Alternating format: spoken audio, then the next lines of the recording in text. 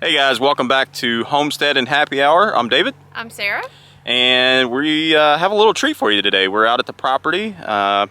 We don't get to come out too often because we've been working on our daughter's house, and obviously with the holidays and everything like that, it actually got a break in the rain today, so we figured we would come out and take a peek for ourselves.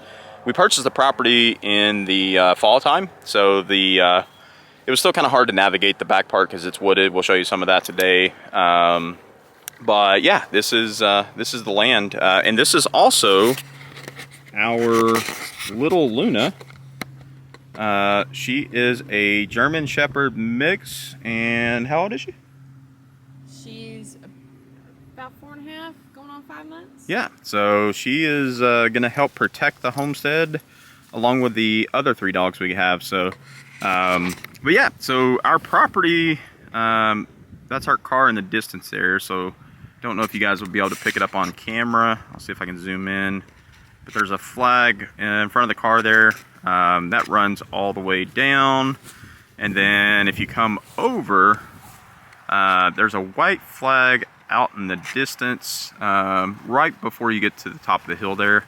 And it goes back. So it's a 10-acre property.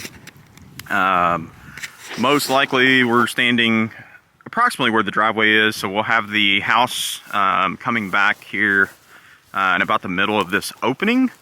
So we're probably going to start the home planning here, I would say within the next month or two. The idea was to get the property paid off, and then we'll figure out like what builder and like that we're going to go with. So, but yeah, this is approximately about where the house will be. So we're standing in our future house right now. Haven't decided on layout, sizing, everything like that, but it's a nice open field. Plenty of room we have 4 dogs, so for them to kind of run and explore and get to know the area. At some point we'll put a fence up on both sides to kind of keep them contained a little bit, like a horse fence, but we haven't. That'll be down the road. And then back here, I'll take you guys for the view of the pond. So this is the most water that I've seen in it yet. I do think that it has probably a leak of some sort in it. But when we had our drain field tested for putting in a septic system, it was very hard clay, so we should have plenty of clay back here to be able to expand the pond out. Most likely, I would say about where I'm standing, we'll probably rip out this whole section here. So about where Luna is or was going up there, and then where I'm standing, that should make it roughly I think that would make it probably a ½ acre, and then we may go out further down the hill there and build the dam up with all this dirt, and then obviously we'll have the red clay to kind of backfill in and hopefully get the pond watertight. But yeah, I mean, this is where some future bass fishing, crappie fishing, don't know what kind of fish we'll have in here, but definitely one of the dreams to get this bad boy stocked. I do know that in the past, it definitely did fill up. I was talking to one of the guys, one of my neighbors, and there's some type of fish in there now, I believe, but we haven't done any fishing just yet. So more information to come on that. Hopefully we'll have some footage of us redoing all the pond area, and yeah, so excited about that. And then I'll bring you guys up here. So as we get into the middle of summer, that's when we're probably going to start building, somewhere around there. So hopefully July, August time frame. That'd be nice. Think that's too aggressive? No. Sarah's ready to move now. Yes. She wants to move in like tomorrow. Yeah. So we're gonna try to make it happen as fast as possible, but smart as possible. We do have our current house paid off, And the desire would be to have this house built, sell our current house and pay off the new property, maybe put a little bit of money into it.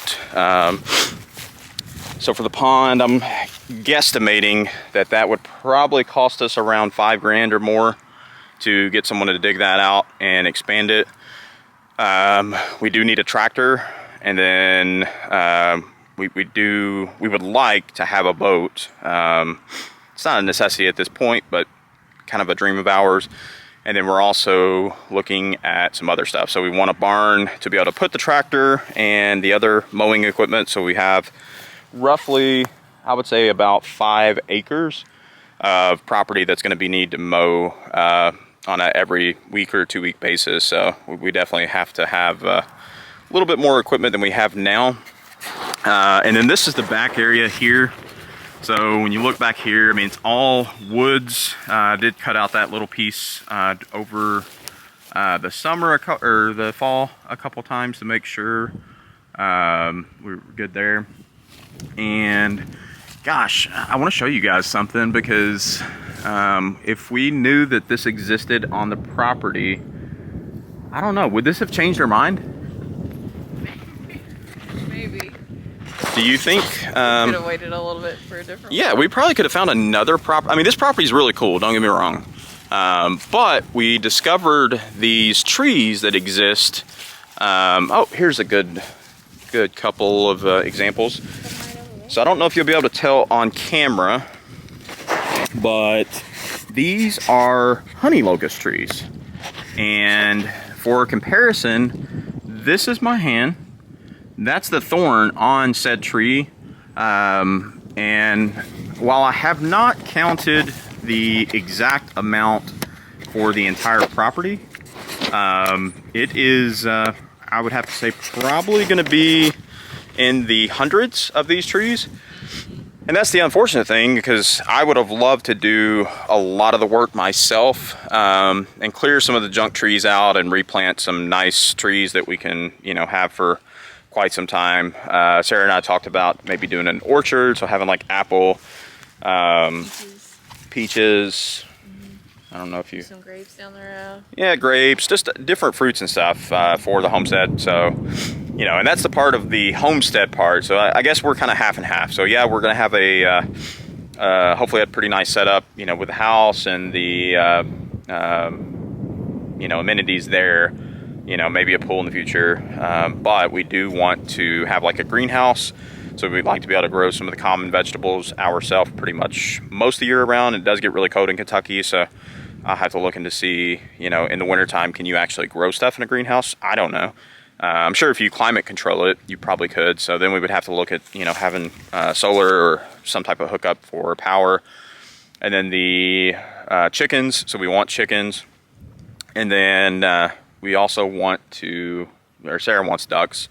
So I don't really know why. Maybe we'll get 2 ducks as long as they're both female and they can't have other ducklings. So, because I don't know, I'm not a big eating duck fan, and I don't love their eggs. So, other than their cuteness, Sarah says, don't know that we'd have them. Yeah, I don't know. Other animals, you know, once we get out here and get a full setup, we'll show you the trail cam. I've seen all sorts of deer on the property. There might have been a fox, but couldn't really tell what it was, if it was a fox or something else. And yeah, so we'll bring you guys on for the ride. Lots of fun stuff going on here. And that's the other part. I don't even know if we're going to have time for a boat, keeping up with this massive piece of land. Oh, but we make time for the boat. Oh, she says we make time. So yeah. I'm a happy guy. So, all right. Any last words for the folks? No. All right. So yeah, we got to wrap up a couple things here. Glad, hopefully, you know, if you guys enjoy the content, hopefully we'll get better at this. Like I said, this is only our 3rd video, so might still have some social awkwardness or bad contact, eye contact, or you know, the bad stuff. So we'll have some blooper reels for sure. But yeah, we're excited for it. So, you know, appreciate if you guys would subscribe to us, share the video with a friend or family member, and get the word out, and hopefully join us for this journey. So Really appreciate you guys. See ya. All right. Talk to you later. You want to say bye, Luna?